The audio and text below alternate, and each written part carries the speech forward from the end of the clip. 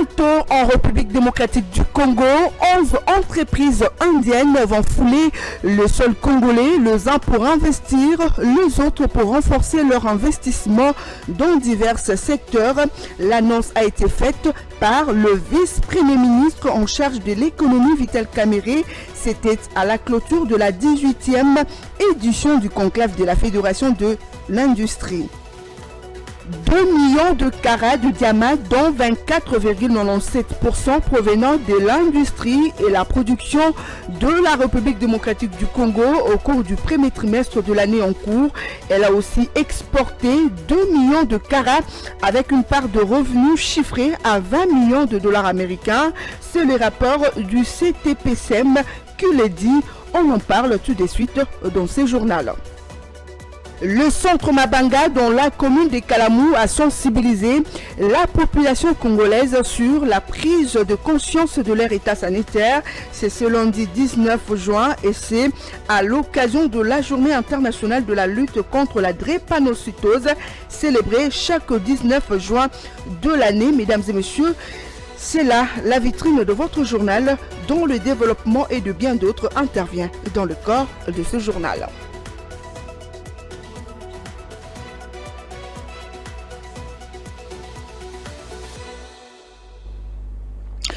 Bienvenue à toutes et à tous dans cette grande édition sur Ecofin Télévision. D'abord, cette actualité.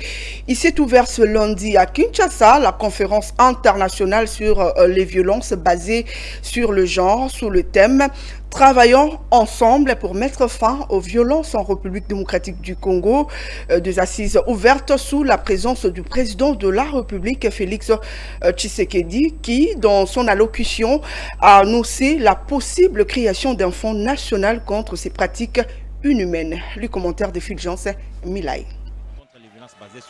Les interventions de certains participants ont indiqué que la pauvreté au sein de la société et la guerre dans l'est du pays sont les principaux facteurs qui favorisent les violences basées sur les genres en République démocratique du Congo.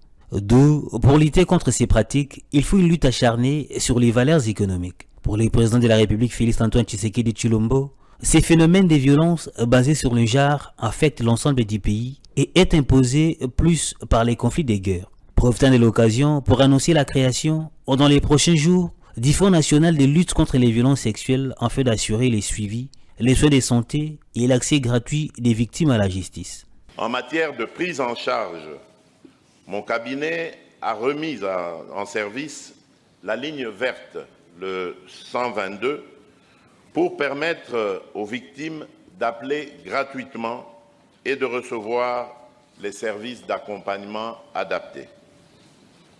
En sus de ce dispositif de prise en charge des victimes, de m'appesantir sur la création dans notre pays du Fonds national de réparation des victimes des violences sexuelles liées aux conflits et autres crimes contre la paix et la sécurité de l'humanité, qui s'accompagne d'un programme de mise en place de centres intégrés de sévices multisectoriels afin d'assurer la prise en charge holistique des victimes. À cela s'ajoute la loi portant accès gratuit à la justice pour les victimes, votée récemment par notre Parlement. Et cette conférence internationale sur les violences basées sur le genre se tient dans un contexte où la RDC est agressée à l'Est. Et le chef de l'État, avec son statut de champion de la masculinité positive, a tenu à être présent à cette activité pour témoigner son attachement à la question.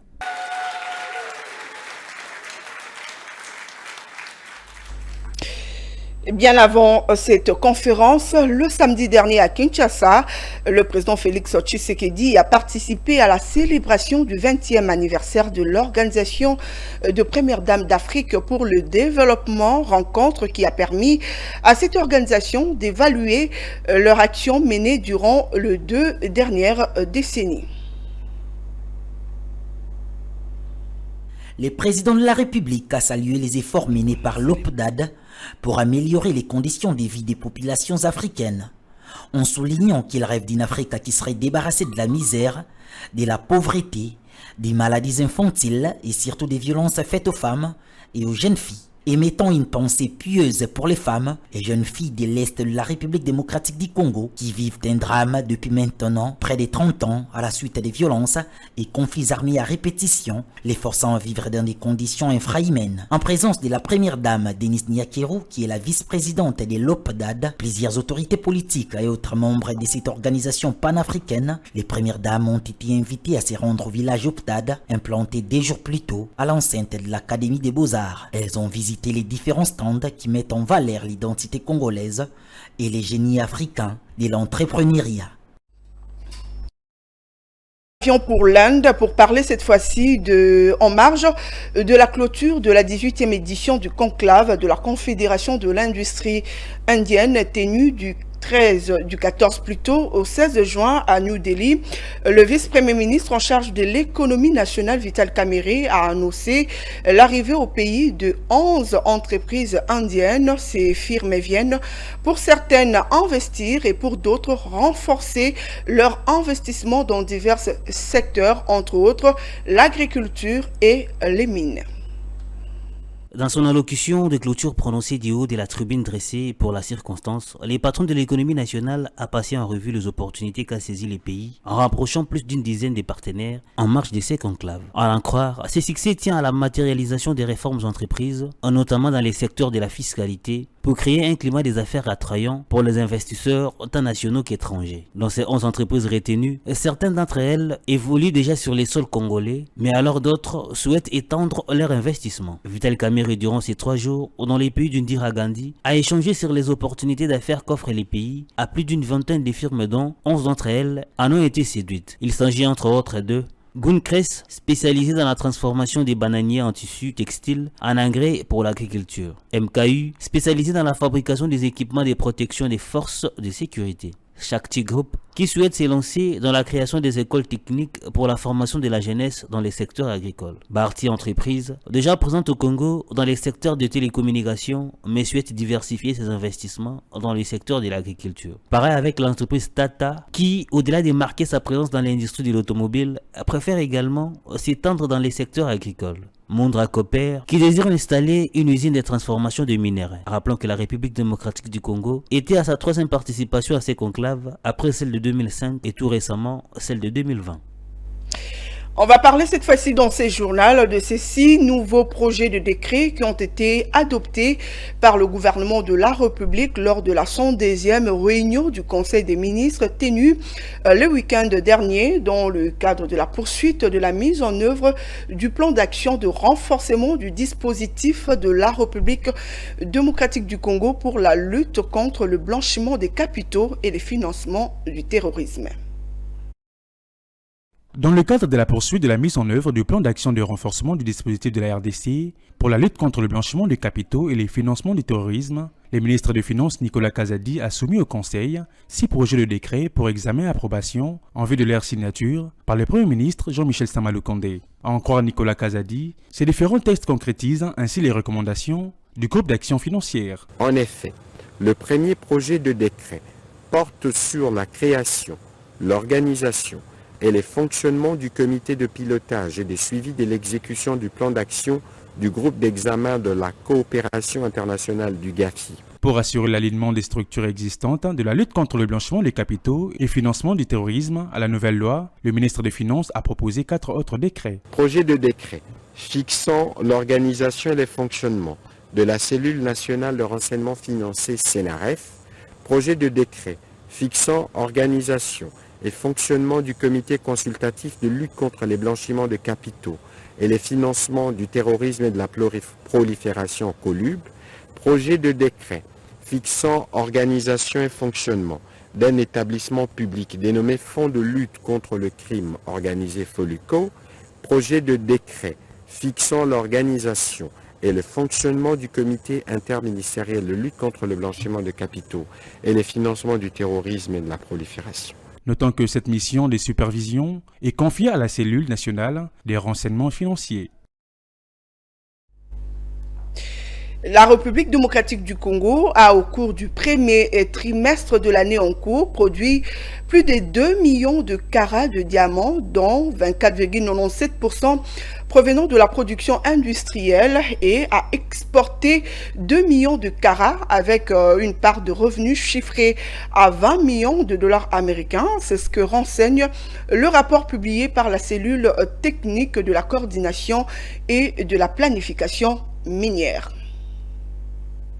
La part des contributions du secteur artisanal dans cette filière diamantifère revient à 75%, soit près d'1,554 858 carats de diamants produits. Dans cette marge de production artisanale du diamant, la province du Kasaï oriental détient à elle-même 96,14%, soit un peu plus d'1 769 carats produits. Elle est suivie par la province du Kasaï où 27 784 carats ont été produits, soit 1,93%. Viennent par la suite respectivement les provinces du Kasaï central avec 1,63%, du Kwilu avec 0,8%, de la Chopo avec 0,5%, du Kwango avec 0,49% et du Sankuru avec 0,2% des productions. Pour ce qui est de la production semi-industrielle, elle représente 0,3% de carats de diamants produits, soit en valeur 626 carats à la période correspondante. Quant à la production industrielle, elle couvre dans cette filière 24,97%. Outre le mode d'exploitation, les exportations du diamant se sont notées à 2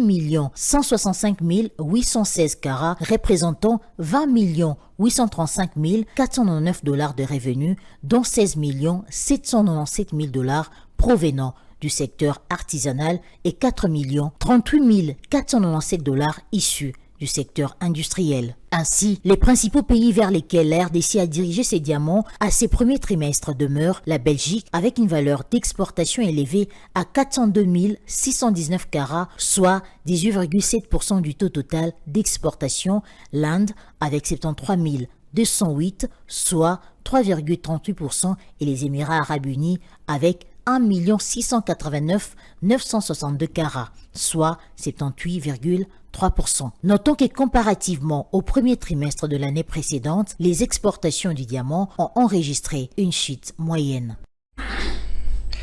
Parlons intérieur cette fois-ci, c'est sur instruction du gouverneur de la province du Sud Kivu, Théo Ngwabiche, que le ministre de l'Urbanisme et Habitat provincial, le commissaire général en charge de l'environnement, hydrocarbures et développement durable, les bourgmestres de communes d'Ibanda et de Bagira, ainsi que le service environnemental de la province ont procédé le jeudi dernier à l'évacuation de tout objet qui obstrue la voie publique. Le gouverneur Théo Ngwabiche les a invités à procéder au dégagement de tous les engins en état de vétusté sur la chaussée depuis Kalengera jusqu'à Amsar sur la route nationale numéro 2, tronçon Kalengera-Kazingo, Amsar-Kavumu. Une mesure de l'autorité provinciale qui vise particulièrement le marché pirate de kiosques, logeant ces tronçons ainsi que ceux qui y vendent du sable et de gravier. Toute cette partie littorale a été scellée pour servir d'espace récréatif et touristique. Tous les titres de bâtir octroyés à ces endroits ont été annulés par l'autorité provinciale car pour Théo Ngwabiche, les déroulements de cette opération, lesquels, rappelons-les, depuis la prise de ses fonctions, ne ménagent aucun effort pour gouverner autrement par le travail, a fait savoir que le respect de 10 mètres de rive n'est pas négociable dans sa juridiction avant d'ajouter que l'on ne doit bâtir que sur une terre ferme. Il a fait savoir que tous les agents de l'État impliqués dans cette forfaiture seront sanctionnés. Signalons que ces mesures du chef de l'exécutif provincial Théo Ngwabiche s'inscrivent dans la poursuite de l'opération Tous affichés Mouji, sa propre initiative, et répondent à l'esprit de son arrêté portant assainissement des villes et agglomérations de la province, lesquelles vont s'étendre dans tous les 8 territoires afin de redonner au Sud Kivu son image datant particulièrement la ville de Bukavu. Le gouverneur a instruit le service de sécurité à veiller scrupuleusement à l'application de ces mesures et le récalcitrant subiront la rigueur de la loi. J'en ai parlé au sommaire de votre journal à l'occasion de la journée internationale de la lutte contre la drépanocytose célébrée le 19 juin de chaque année. Une campagne de dépistage volontaire de l'électrophorèse et des dons du sang en faveur de personnes vivant avec cette maladie communément appelée SS a été organisé au centre Mabanga dans la commune des Kalamou. Objectif, sensibiliser la population sur la prise de conscience de leur état sanitaire. Philo Chiloba et Ruben Malata pour ces reportages. C'est la paroisse Saint-Gabriel de Kinshasa au quartier Yolo Sud dans la commune de Kalamou qui a servi de cadre pour une campagne de sensibilisation. Une campagne basée sur le dépistage volontaire de l'électrophorèse dans le but de permettre à la population lambda de prendre connaissance de son groupe sanguin. Mais surtout, cette campagne visait la collecte du sang en faveur de personnes souffrant de l'anémie falciforme, autrement appelée SS. Madame Victorine Ngwalo, médecin directeur du centre Mabanga, revient ici sur les enjeux de cette campagne. La drépanocytose, comme nous le savons tous, est une première maladie génétique au monde. Alors c'est une maladie d'origine africaine, selon la démographie. Nous sommes le deuxième pays en Afrique peuplé, après Nigeria. Tenant compte de la population, nous sommes aussi le deuxième pays en Afrique qui est atteint par cette maladie drépanocytaire. Par rapport à la campagne, parce que comme la journée est dédiée à ces enfants-là, pour nous, il y a 2 étapes, mais pour aujourd'hui, c'est une journée porte ouverte. C'est-à-dire nous avons organisé des électrophorèses à moitié prix. Puis nous avons aussi fait les dons du sang. Là, c'est pour les volontaires qui veulent sauver la vie pour les enfants qui sont déjà malades. Donc nous avons organisé des collectes de sang à 10 000 francs l'électrophorèse. Donc là, il y avait 2 catégories. Les personnes qui se sont enregistrées avant mercredi, là c'est gratuit. Mais ceux qui sont venus après mercredi, là ils payent la moitié. C'est à moitié prix. Rappelons que cette journée internationale de la lutte contre la drépanocytose est célébrée cette année sous le thème « La drépanocytose, dépistage précoce, meilleur choix ». On va parler également de conducteurs des véhicules de transport en commun et de mototaxis de Kinshasa qui ont demandé ce lundi aux autorités urbaines de fermer tout le marché pirate qui s'étend le long des arrêts de bus ou des artères principales face au risque élevé d'accidents que ceci représente, mais aussi les embouteillages qu'ils engendrent. Claude Kungu et Pichou Manata étaient sur place pour le rencontrer.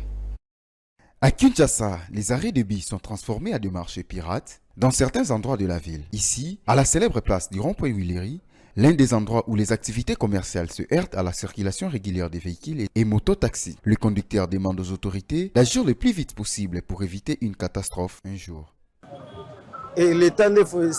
La grande part des responsabilités incombe aux autorités compétentes qui doivent, dans la mesure du possible, mettre à la disposition de la population des arrêts des bus bien structurés. Le même ordre, on doit également imposer au sein de nos marchés. L'État, il faut organiser un marché à part, à créer un moyen où se retrouver dans le ministère en même temps, à Willery, Ces tronçons est abusivement utilisé comme un parking de stationnement. Or, sur le même tronçon, s'exercent plusieurs activités commerciales. Pourtant, les agents chargés d'assainissement des emprises publiques y sont tous les jours présents. Corrompus par des maudites sommes, ils n'exécutent pas à bon escient leur travail. Au hôtel de ville latina, ce bail awa, au monde bail awa, on doit payer 500 000 francs à ticket. Donc, moi, je besoin de décision à bien que balongo la batunanzela isate. Ba place c'est belé à rocha parking. On peut sur ces mêmes sites aménager un espace de parking, mais on peine à voir les désordres qui y est installé. Quelle bonne image vendons-nous de notre pays? Bon,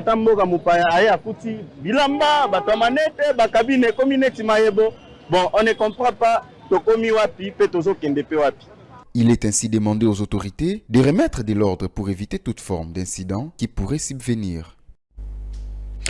On va parler sport avant de boucler cette grande édition. 2-0 et le score du match qui a opposé la République démocratique du Congo au Gabon le dimanche 18 juin dans le cadre des éliminatoires CAN Côte d'Ivoire 2024. François-Claude Kaboulou-Mouala Kaboulou et Dieudonné Sambi, respectivement ministre des Sports et Loisirs et président intérimaire de la FECOFA, n'ont pas pu cacher leur joie et soulignent ici le bon préparatif qu'il y a eu avant ces matchs. Nous avons préparé ces matchs sans beaucoup de bruit. Le gouvernement a rassemblé tous les moyens possibles. Et je me suis déplacé à la demande du président Fachi, à la demande du Premier ministre. Le jour où le président fêtait le 60e anniversaire, le président a dit « Va, il faut faire un aller-retour pour aller vous rendre compte dans quelles conditions se trouvent les joueurs. » Les conditions étaient impeccables. Toutes les dispositions sur le plan financier, sur le plan psychologique, sur le plan matériel. Et ça coïncide bien, nous commençons avec un nouvel équipementier, Umbro. Tu vois, tout ça, ça porte bonheur. On savait que la qualification passait par France Ville. Nous avons mis les turbos. Et des sabres est allé encore dénicher quelques binationaux de jeunes qui arrivent pour la première fois dans cette équipe nationale. J'ai parlé aux joueurs à Douala. Je leur ai dit, il faut avoir des ambitions dans la vie. Nous sommes dans une année charnière. La RDC était en train de disparaître des boussoles sur le plan football et qu'il était grand temps qu'on revienne. Et que chaque joueur doit avoir de l'orgueil personnel parce que la RDC a disparu, mais il faut qu'il revienne vite dans les top 5 et après dans les top 10 avec au bout la qualification pour la Coupe du Monde 2026. Qu'il vente, qu'il pleuve, la RDC sera aux États-Unis et au Mexique pour cette phase finale. Nous sommes venus pour gagner, nous étions focus pour la victoire. Nous l'avons eu. Félicitations au ministère pour les efforts qui ont été fournis afin que l'équipe voyage dans de bonnes conditions et joue dans de bonnes conditions. Félicitations au staff de Léopard pour toute la préparation qui a été faite autour de ce match. Félicitations aux joueurs pour l'amour qu'ils ont donné, les efforts qu'ils ont fournis pour que nous gagnions ce match. Je pense qu'il n'y a pas beaucoup de choses à dire. Juste remercier le Seigneur parce qu'il nous a écoutés. Il a écouté les prières du peuple congolais. Le Seigneur est avec nous, ce n'est pas un menteur. Quand nous avons prié, il donne des solutions et les solutions sont là. Nous avons gagné. Voilà, après cet élément de sport, nous allons à présent prendre la revue de presse lue et sélectionnée pour vous par Jonathan Bakele.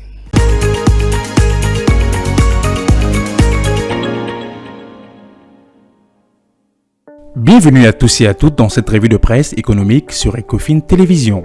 Ouvrons le champ avec le groupe L'Avenir qui titre à sa 3e page « Félix Tshisekedi insiste sur le recouvrement de l'éco-redevance ». Le journal note « Le président de la République a rappelé sa recommandation faite lors de la 85e réunion du Conseil des ministres tenue le 3 février 2023, évoquant le besoin pour notre pays d'implémenter les programmes de gestion de déchets, des équipements électriques et pneumatiques. Le confrère souligne, les objectifs principaux de ces programmes visent la réduction de risques sanitaires et environnementaux inhérents au transfert de ces produits polluants de pays industrialisés vers notre pays.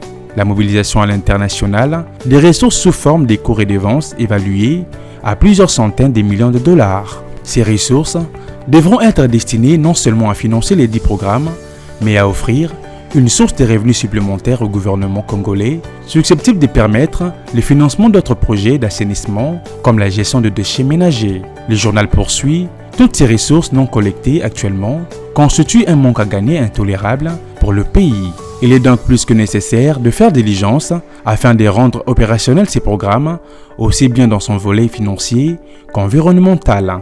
Le ministre d'État, ministre de l'Environnement et Développement durable et le ministre des Finances ont été chargés de faire diligence pour permettre à l'État de recourir ces fonds, conclut le journal. Terminons cette revue de presse avec Congo Nouveau qui titre « Sur un financement du FPI, une usine de production des emballages est opérationnelle dans les Katanga ». Le journal écrit « Cette unité industrielle a bénéficié d'un appui financier du Fonds de promotion de l'industrie FPI en sigle. Une très bonne nouvelle et un ouf de soulagement pour les opérateurs miniers et les cimentiers du Katanga. Les confrères notent « Cette usine aura la capacité de produire 2 millions de big bags par an », a indiqué Hussein Lalda, directeur général des Bacs and Sacs, tout en saluant l'accompagnement du gouvernement. Intervenant par visioconférence, le ministre de l'Industrie, Julien Paluku, a porté de la volonté de l'État congolais d'améliorer le climat des affaires en vue d'attirer les investisseurs pour transformer et créer localement des richesses. Pour favoriser l'éclosion de l'industrie locale et booster le développement du pays, Julien Paluku a promis de saisir son collègue du commerce extérieur pour une mesure limitant les importations de ces emballages. Le journal poursuit, la production des emballages du ciment aura un impact positif sur la réduction du prix des ciments, un matériau indispensable à la construction, a indiqué le gouvernement, signalant que la société Bag & Sac produit déjà 40 millions d'emballages de ciment et des produits agricoles à Songololo, dans le Congo central. Le coût total de l'investissement de Bag & Sac est de 25 millions de dollars américains, dont un crédit lui a été accordé par les fonds de promotion de l'industrie, soit 53% du financement global du projet. Cet investissement est secteur privé, mais l'État congolais trouvera sa part à travers les impôts et taxes, conclut le journal. Fin de cette revue de presse économique, mesdames et messieurs, merci de l'avoir suivi.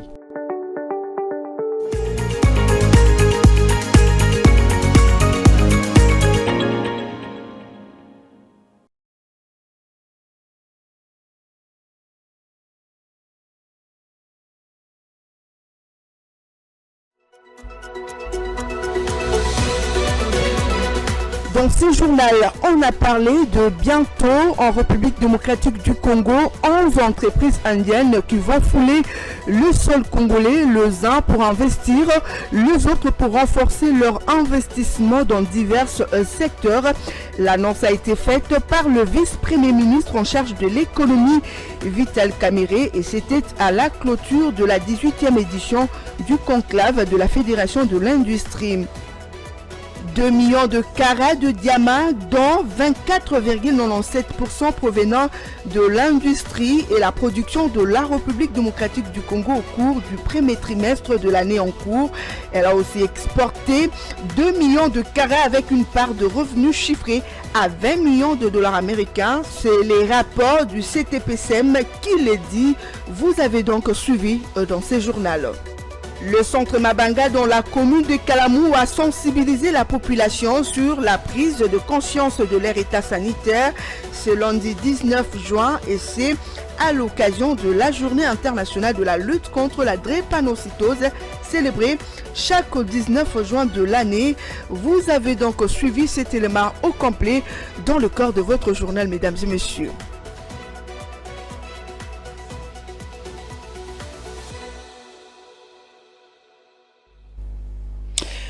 Voilà, nous voici arrivés à la fin de 20h sur Ecofin Télévision, mais vous pouvez continuer à nous suivre sur Twitter, Instagram, YouTube, TikTok, mais également sur Facebook. Le rendez-vous est donc pris pour demain, mesdames et messieurs.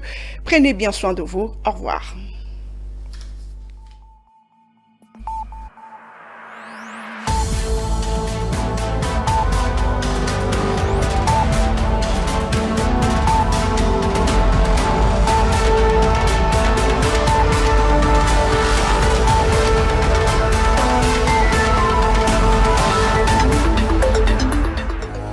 Dans une sphère médiatique, essentiellement tournée vers des contenus généralistes, où l'originalité n'a plus sa place au chapitre, où le secteur de l'économie et finance, pourtant poumon d'un État, sombre dans les oubliettes, voici enfin Ecofin Télévision. Économie et finance télévision, votre chaîne thématique essentiellement économique, vous offre un contenu original.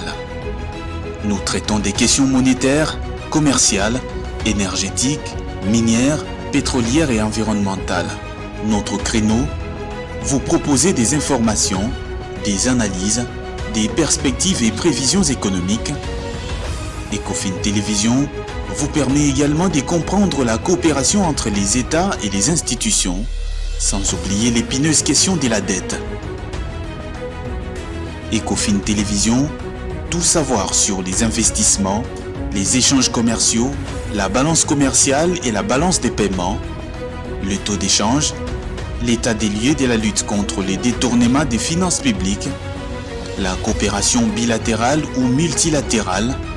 Ecofin Télévision vous explique comment l'économie nationale est directement liée à l'économie mondiale. Notre particularité, fait notre originalité. C'est pourquoi nous disons Ecofin Télévision, mieux que savoir sur l'économie et finances, comprendre.